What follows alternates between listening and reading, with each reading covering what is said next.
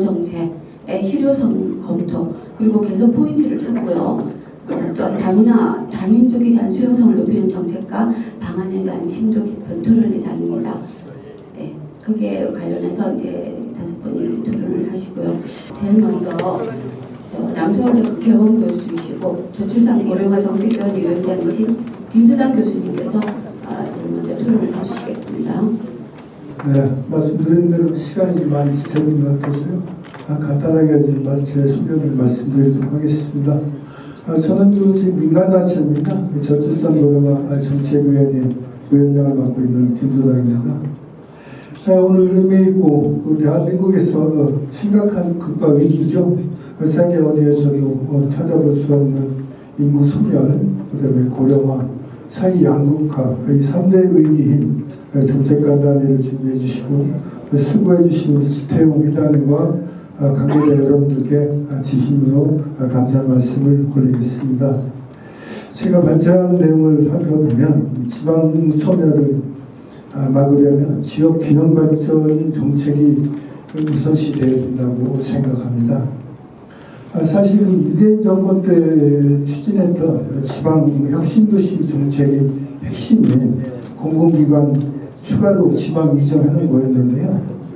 윤석열 정부 들어와서 지역균형 발전 정책보다는 수도권 규제 완화 카드를 먼저 꺼내면서 지방의 반발을 사는 경우도 다반사였고 그런 현실이 나타난 적도 있었습니다. 이처럼 수도권 규제 완화가 가속화되는 것과 다르게 공공기관 추가 이전 등 지역균형 발전 정책은 속도를 내지 못하는 것도 사실입니다. 기획재정부는 얼마 전에 제2차 경제규제 개선 방안을 통해 추가로 수도권 규제 완화 정책을 발표하기도 하였습니다. 사실은 이 대기업 입장에서는 그 산업 인구와 각종 인프라, 풍부한 수도권 지역 내 공장 신축과 증설 관련된 것에 대해서 또 그거에 대한 또 희망할 수밖에 없고 정부가 글로벌 경제 위기 속에서 국내 내 기업들의 투자 확대와 그 다음에 유도를 위해서 수도권 규제 완화를 가속하고 있으면서도 기업도 이것을 사실은 마다할 필요가 없다는 거죠.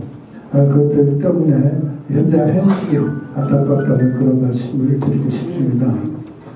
사실 지역균형 발전을 위한 기업들의 지방 이전은 지역경제 활성화와 그 다음에 양질의 일자리 창출 또한 중요한 인구 증가 등의 효과적인 방법일 수도 있겠습니다만은 현존수의 기업들이 시골로 지방도시로 내려가는 것을 꺼려하고 있다는 것도 사실이고요. 그런데 여기서 문제는 기업들이 지방 이전을 꺼려하고 전문기관 그 리서치에서 조사한 내용을 보면 89% 정도가 지방 이전을 꺼려한다는 내용입니다. 국가나 지방정부 그리고 지방 소멸 위기의식을 가지고 본 토론회를 주관하시는 협회에서도 좀 더 심각하고 현장 중심형으로 이 문제를 다룰 필요가 있다고 생각을 합니다. 일전에 2021년도 보면 행안부에서 전국 기초단체 226개 시군이요. 그 중에 약 89개가 인구 소멸 지역으로 지정이 되었으며 제가 사실은 충청도에서 왔는데 충남에도 15개 시군 중에 9개가 시군이 인구 소멸 지역으로 지정이 되어 있습니다. 이러한 심각한 인구 소멸에 대해서 우리가 각자 소멸의식을 가지고 민간하 그리고 기업이 힘을 합해서 대처해 나가야 되겠다는 필요성을 느끼고요. 오늘 본 토론회의 주체인 인구 절벽, 그다음에 지방 소멸 시대와 농촌 지역의 경제 활성화를 위한 실질적인 맞춤형 토론회가 됐으면 좋겠다는 말씀드리고, 그다음에 저희 그 위원회의 간단한 그 활동 내역을 보면 2021년도에는 충청남도와 아산시와 저희 저출산위원회 공동 주관하면서 전국 이모티콘 공모대전을 저출생 극복을 위한 거죠. 그래서 시상금 한 2천만 원 정도 걸어서 일반인과 대학생, 학생 위주로 인문특권 공모전에서 그 평가가 마다하는데 좋았다는 말씀 드리고, 그 2005년도에 법 개정이 되어 있습니다. 매년 10월 10날은 임산부의 날 지정이 되어 있는데, 전 대한민국 전체 중에서 이 지자체에서 임산부의 행사를 많이 하고 있습니다만은, 유독 충남에 있는 아산시는 2022년도부터 우리 같은 민간단체에다가 보조사업 주고 임산부의 행사를 지원하고 있다는 말씀 드리고 있습니다. 네, 교수님. 끝으로 이 토론회가 각각 공감대가 형성되고 현장 중심형이 된 그런 토론회가 됐으면 좋겠다는 말씀 드리겠습니다. 고맙습니다. 네, 다음은 우리 이제 책자에 있는 순서대로 하죠. 정지훈 박사님께서 말씀 부탁드리겠습니다. 예, 반갑습니다. 아마 보시면 알겠지만 지금 두 번째 섹션이 인구 절벽 시대의 출산 장려 정책과 다문화 다민족에 대한 수용성과 교육 과제입니다. 들어오셔서 보시면 알겠지만 학문은 논문이나 석사, 내가 30년의 직장 경력이 있어도 논문과 석사로 인해서 대변이 됩니다. 이론적인 것은. 그렇지만 현장은 이제가 중요합니다. 학교 밖으로 교육이 나왔기 때문에 이 많은 194개국의 나라와 우리나라의 재해동포청이 들어서고 750만이라는 재해동포와 국내 체류 외국인 240만 명과 그리고 거기에 대해서 불법 체류자 42만 명이 K-글로벌 시티라는 거기에서 다 역할을 할 사람들입니다. 그럼 뭐가 중요할까요?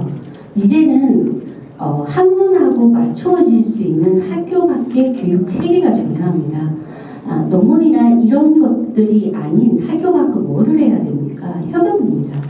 지금 말하는 이 단체들의 메인들이 어떤 글로벌 시티 안에서 역할을 할 수 있고 각 194개의 나라의 어떤 무대들을 들고 와서 전문가들이 역할을 할 수 있는지, 지금 저도 학교 안의 교육보다는 학교 밖 단기 자격증 전문가 교육이 중요하다는 걸로 K-글로벌 시티의 전문가 육성을 주장하는 바입니다. 보시면 알겠지만 전부 다 공존입니다.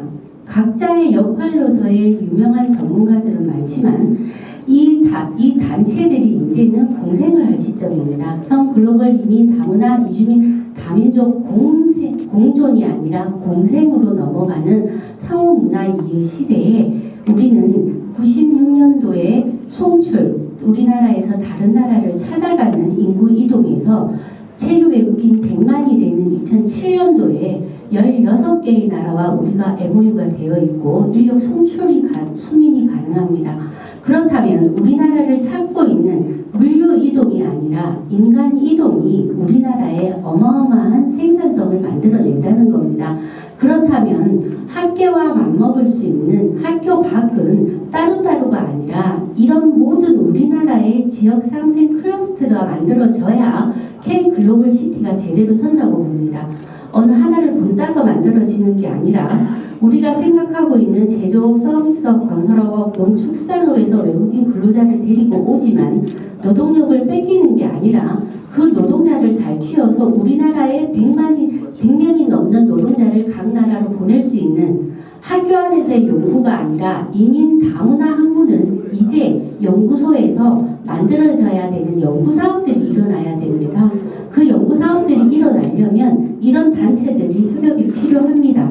앞에 나와 있는 패널들과 현장 지금 패널로 청중으로 계시는 분들의 이런 역할들, 아마 이거 지금 쓰고 계신 분이 계신가 모르겠습니다. 우리는 의견이 많아야 됩니다. 없는 거를 만들어내기 때문에 우리가 외국인을 받아들이는 준비가 안 되어 있었기 때문에 가장 기본이 되어야 되는 대한민국 국민이 죽습니다. 국민이 한국어와 한국 생활과 한국 문화가 정통으로 가지고 있어야 각 나라 문화들이 흡수가 되는 겁니다. 기준이 없는 상태에서 어떤 중앙기관과 단체들이 만들어져도 아무 의미가 없습니다. 밑에는 계속 그 자리이기 때문입니다. 법이 바뀌어야 되는 것도 불법 체류자한테 세금 내, 그러면 너 합법화 시켜줄게. 불법 체류자 몰아서 뽑아내는 게 아니라 이런 법령들이 만들어질 수 있는 목소리를 높이려면 그 현장에 관련된 분들이 단합이 필요합니다. 그래서 우리도 논문과 같은 역할을 할 수 있는 민간단체의 50% 역할을 만들어내지 않는 한 K글로벌 시티도 마찬가지로 한국 사람들 입장에서는 그 나라를 가보지 않고도 접할 수 있는 이주자와 다민족과 다 공존할 수 있는 방법을 저희는 찾아야 된다고 생각해요. 합니다. 기존에 있는 것들을 없애는 게 아니라 이민자 유형별 정주 여건과 정책 진영과 현황 개선점을 만들어내고 국외 사례가 비교가 되어야 합니다. 그리고 법 제도와 정책이며 교육 관점에서 시설이라는 개념들이 어떻게 바뀌어야 되는지 국민의 동의가 일어날 수 있는 방식이 나와야 된다고 생각합니다. 그래서 저출산 사회적 문제의 근저에 있는 가족 일체의 문제점이라는 것은 가장 중요한 사람이 있어야 합니다. 가족이 살아야 합니다. 그래야 사회, 국가, 세계로 나갈 수 있는 겁니다. 그래서 주장하고 싶은 거는 현장 학문화의 여러 민간 단체들의 시민 연대가 필요한 시점이라는 것을 K글로벌 시티가 만들어주기를 간곡히 바라봅니다. 이상입니다. 다음은 우리 박진경 박사님 부탁드리겠습니다. 예, 안녕하세요. 저기 우리 저출산 고령화위원회 위원장님이 오신다고 그래서 사실 제가 대통령 직속 저출산 고령 사회위원회 위원장은 대통령이세요. 그래도 대통령이 오시나 했어요. 아무튼 이 인구 문제와 사실 대한민국 생존 문제에 이만큼 심각한 우리 현안 과제가 없는 것 같습니다.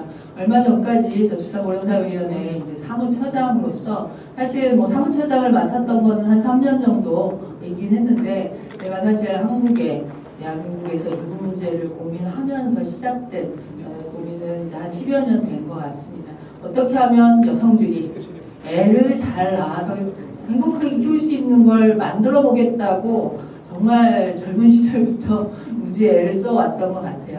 그래서 그 자리에 있으면서 사실 저출산 극복을 위해 실제로 실질적 도움을 줄 수 있는 방안이 뭘까를 오랜 시간 공부도 많이 하고 실제로 정책에 반영하기 위한 노력들을 하는 또 그런 자리에서 이 인구 문제 컨트롤 타워라고 하는 기구에 잠까지 맡아서 역할을 하다 보니 사실 많은 부분들을 경험도 하고 또 한계도 느끼고 하는 과정 속에 사실 저도 이제 나이가 들고 하다 보니 진짜 해법은 뭘까 하는 생각들을 계속 질문을 받고 또 저 스스로도 계속 해오는 과정에 오늘 이 자리에 와서 다시 한번 깨달은 게 있어요. 베이비 부모가 떠나야 모두가 산다. 사실 오늘 이 자리에 오니까 이 말이 정말 하고 싶어지더라고요.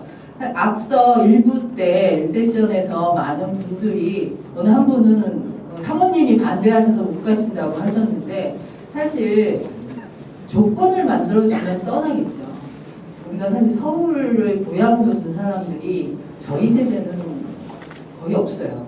없기 때문에 실제로 다 떠날 준비는 되어 있는데 마음은 있는데 그 조건을 만들어주는 방식으로 우리가 해법을 찾아보는 것이 어떨까 하는 생각들이 실제로 들고 제가 말한 이 베이비 부모가 떠나야 모두가 산다는 책 제목입니다. 한 10여 년 전에 나와 있었던 책 제목인데 거기서 이제 그거가 처음 나왔을 때는 사실 저가 그렇게 공감하지 못했어요. 그럼에도 불구하고 지금 제 나이가 되고 또 우리 사회의 인구 구조를 딱 들여다보니 이것이 어떻게 보면 굉장히 절박한 해법이 아닐까 하는 생각들이 듭니다. 아시다시피 58년생 여기 58년생 전후가 많으실 것 같아요. 그렇죠? 58년생이 지금 65세 고령 인구에 편입되는 딱 올해 나이에요. 그래서 이 65세 고령 사회의 초고령화의 초고속화를 만들어내는 시대가 이제 도래한 거예요. 58년생이 개띠시잖아요. 58년 개띠가 개띠처럼 태어났기 때문에 58년 개띠가 유명한 거예요. 모든 몇 년생이 몇 년생인지 모르시잖아요. 또 58년 개띠는 아무도 까먹질 않아요. 그때 정말 많이 태어났어요. 그 58년이 100만 명을 찍고 그 이후부터 74년생까지 100만 명이 17년간 태어났어요. 한국에. 지금 몇만 명 태어나요? 한 해? 24만 명 태어났어요. 작년에.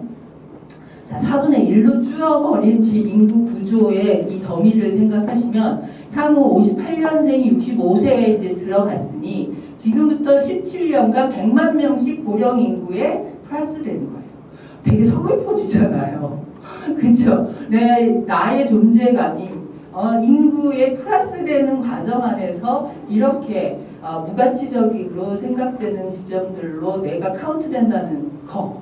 사실 이 모두가 다 베이비 부모이기 때문에 이 베이비 부모가 해법을 찾는 수밖에 없겠다는 생각이 실제로 들어요. 그런 상황 속에서 지금 그 인구가 이제 향후 얼마 있으면 이제 뭐 2배, 3배 이렇게 늘어나다 보니 우리 인구 구조가 실제로 고령 인구를 초고속화로 만들어내는 이 고령 인구 사회가 된다는 얘기죠. 그래서 저희가 이제 21년부터 25년까지 만들어낸 이제 저출산 고령사회 기본 계획에는 고령사회를 대비하는 많은 정책들을 당시에 고민을 좀 했었는데 지금 이제 부동산 연합회도 사실 우리가 주거 문제와 주택에 대한 고민과 이 생태계에 대한 고민들도 많으실 것 같아서 제가 그 당시에 이 CCRC라고요. 소위 이거는 이제 그동안 우리가 주거 복지 정책이 그냥 그 취약계층에 대한 일부 지원 중심으로만 고민해 왔었어요. 그러다 보니까 아예 비싸거나 실버타운 하면 아예 비싸거나 아예 열악해서 사실 중간지대가 없는 현재 우리의 고령자 주거 환경 상황이라는 거예요. 근데 이거를 빨리 네, 5분이 벌써요? 네. 벌써 정리 좀 해주시죠. 예. 접근하고 개발하고 만들어내지 않으면 이 많은 1,700만 명의 100만 명씩 태어난 베이비 부모의 살 수 있는 환경은 사실 너무나도 지금 절박해졌다는 상황이죠. 그래서 CCRC라는 것이 뭔가 하면 사실 그 은퇴자 돌봄 공동체 단지 그 안에는 주거와 복지가 공동체 형태로 함께 해결할 수 있는 구조라는 것이죠. 이 논의 자체는 그동안 많이 되어 왔었기 때문에 저희가 K글로벌 시티에 접목할 수 있는 가장 좋은 해법은 바로 이 CCRC, 이 KCCRC라고 할 수 있는 이 은퇴자 공동체 주거복지 연계 이 환경을 만들어내자는 제안을 좀 드리고 싶습니다. 그 사례도 이미 좀 많이 있어요. 민간에서도 지금 만들어서 하고 있고 혹시 별내에 위스테이라고 하는 그 아파트 단지 하나를 아예 그렇게 조성을 해서 거기에는 고령자만 사는 게 아니죠. 전 세대가 같이 살면서 돌봄을 서로 제공하고 뭐 할배, 택배, 할매, 요가 선생 뭐 이런 일자리 자체도 만들어 나가면서 좋은 모델들이 지금 계속되고 있다는 점. 여러 사례들이 있으니까 저희가 좀 더 공유하고 또 실제로 이 연합회 안에서도 이거를 실현하기 위한 모델들과 실제를 만들어내는 어떻게 보면 동력도 있으신 것 같고 또 참여하실 수 있는 사람도 있기 때문에 그쪽의 방향들을 좀 더 접목해내면 확실히 저희가 성과 있는 이 모임과 논의가 이루어질 것이라고 봅니다. 네, 고맙습니다. 네, 수고하셨고요. 네, 다음은 박민희 박사님. 네, 부탁드리겠습니다. 네, 안녕하세요. 저는 좀 여기 좌장님과 발제자 선생님들과 좀 독특한 경력을 가지고 있는데요. 계속 그 민간 대기업에서 HRD 분야에서 일을 해왔고요. 그리고 유일한 박사 수료생인 것 같습니다. 저를 여기에 이렇게 초대해 주시고 세워주신 지태용 회장님께 감사드리고요. 또 여기 계신 모든 분들께 감사드리면서 다민족, 다인종 국가로의 전환시대에 우리의 점검사항이라는 주제로 발제를 해보겠습니다. 네, 한국은 고맥락 사회입니다. 문화 인류학자인 에드워드 홀이 1959년 그에 져서 침묵의 언어에서 처음으로 문화를 맥락적으로 구분해서 소개한 바가 있습니다. 일반적으로 고맥락 문화는 관계적이고 집단적이고 직관적이며 그들은 대인관계에 높은 가치를 두고 있고요. 소속 구성원들끼리 매우 친밀합니다. 이러한 우리나라의 문화적 맥락에서 다양성은 앞으로 계속 많은 이슈를 만들어내며 연속적인 해결 과제로 대두될 것이라고 보여집니다. 우리나라는 이제 바야흐로 일본과 필리핀과 같이 고맥락에서 저맥락적 사회로 바뀌는 전환 시점에 와 있다고 할 수 있겠습니다. 유럽과 미국에서는 주로 이런 다양성을 DEI, 그래서 Diversity, Equity and Inclusion으로 설명을 합니다. 최근에 각 기업에서는 이 DEI 담당자가 무려 200%나 증가했다고 해요. 그래서 이 포지션들이 새로 생기고 있는데요. 이 다양성, 형평성, 포용성의 가치를 말하는 이것은 인종이나 성별, 학력, 국적, 문화, 종교, 세대, 성소수성의 차이에 따라서 차별받지 않고 다른 그 자체가 존중되는 문화를 추구해 나가자는 것입니다.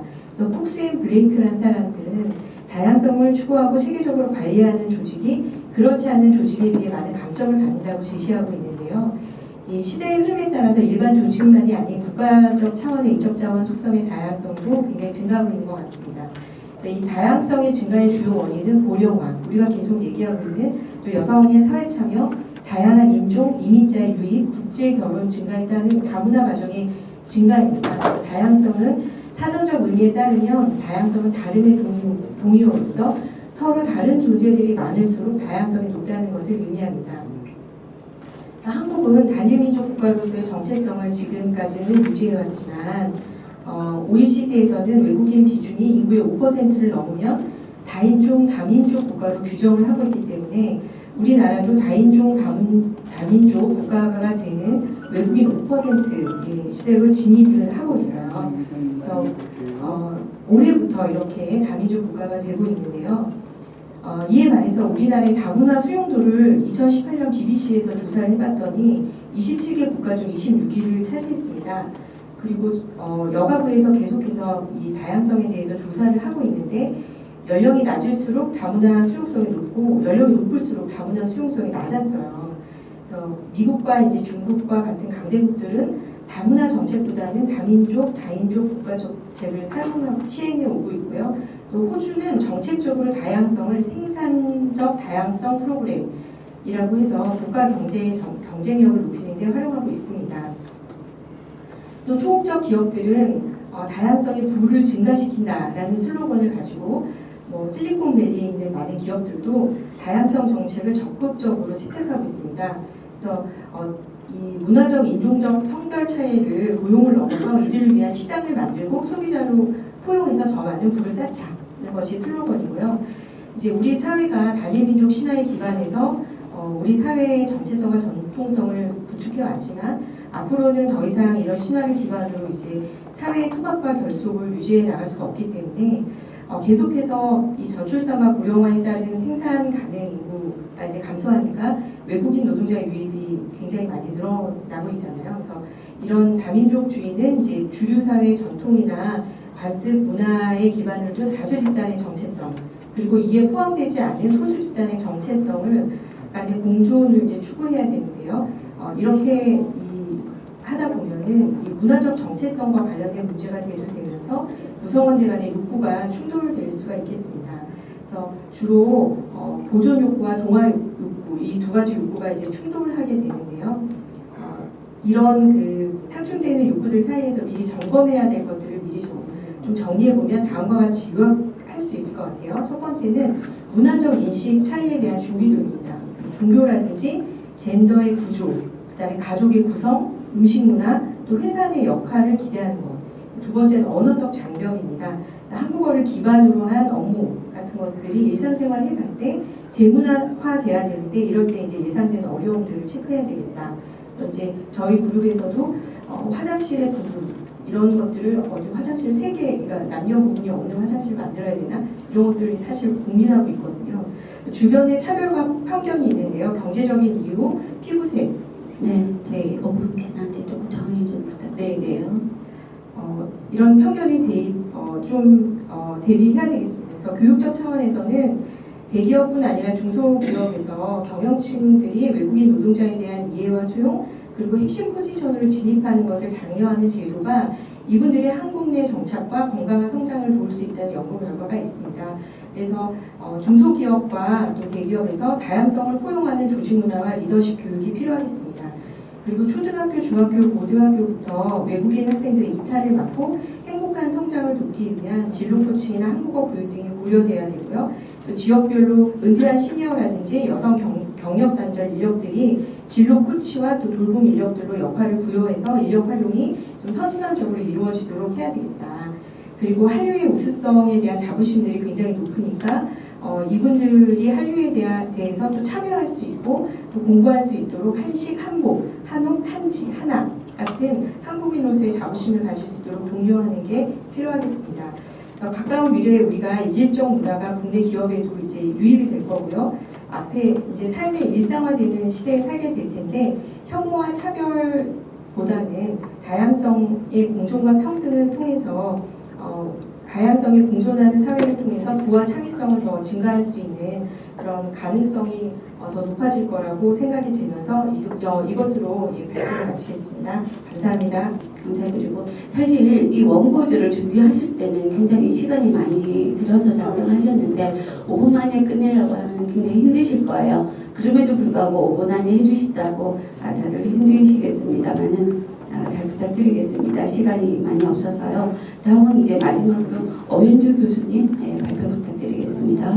네, 안녕하세요. 5분 안에 끝내기 위해서 말이 좀 빨라질 것 같습니다. 네, 컬러 앤 마인드 교육회장 오현주입니다. 오늘 섹션 2 인구 감소의 핵심 대안 출산 장려와 교육의 과제라는 주제로 우리나라 교육이 앞으로 나아가야 될 방향에 대해서 말씀드려보고자 합니다. 최근에 유행하는 밸런스 게임 질문 하나 내보도록 하겠습니다. 자, 마음속으로 한번 대답해 주세요. 여러분들은 다시 태어난다면 어떤 삶을 살고 싶으십니까? 1번, 돈은 없지만 혼자 자유롭게 온 세상을 여행할 수 있는 삶. 2번, 돈은 넘쳐나서 여유롭지만 가족과 양육 또는 일과 자유가 없는 삶. 네. 어떤 것을 고르실지 결정하셨나요? 아마 결정하는 과정에서 여러 가지 생각이 드셨으리라고 생각됩니다. 행복의 관점은 모든 사람들이 다 다르지만 저출산 부분에 있어서 경제적인 지원만큼이나 정신적인 부분도 중요하다는 것을 말씀드리고 싶어서 물어봤습니다. 저는 사막에서 길을 잃지 않으려면 지도와 나침반이 필요하다고 생각합니다. 바람 한 번 불면 실패하는 지도 같은 일시적이고 단편적인 출산 장려 정책이 아니라 나침반같이 정확한 방향성을 가지고 장기적이고 지속 가능한 대책 마련이 필요한 때라고 생각합니다. 그것이 바로 저는 교육이라고 생각합니다. 인생의 궁극적인 목표는 행복입니다. 그런데 우리나라 사람들은요, 행복 개념을 성공 개념과 동일시합니다. 성공이 행복이고 그리고 행복하려면 성공해야 한다고 생각합니다. 스프링북이라고 하는 사냥이 먹이를 차지하기 위해서 뒤따라오는 스프링복보다 더 빨리 달리느라고 앞에 있는 낭떠러지와 같은 위험을 감지하고도 멈출 수 없어서 자멸하는 것처럼 자기 생각으로 사는 것이 아니라 남들이 그리 사니까 나도 생각 없이 달려만 가야 하는 이 시대 교육에 출산과 양육이라는 의미 있는 가치를 지향하며 남들과 비교하지 않고 자신만의 행복을 추구하는 젊은이들이 과연 얼마나 있을까요? 저는 출산 장려에 대한 대책으로 인식개선 교육이 어린 학생부터 전 국민적 인식개선 교육으로 진행돼야 된다고 생각합니다.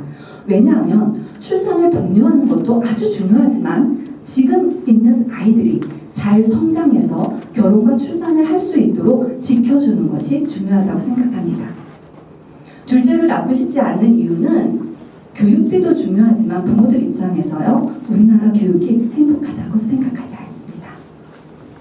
그리고 20대, 30대 청년들이 과연 경제적인 이유 때문에 결혼하고 싶지 않을까요? 아닙니다. 출산에 대한 가장 큰 걸림돌은요, 경제적 문제도 있지만 아이를 낳고 기르는 양육에 대한 두려움이 가장 커서입니다. 넘쳐나는 정보로 하고 싶은 게 너무 많아요.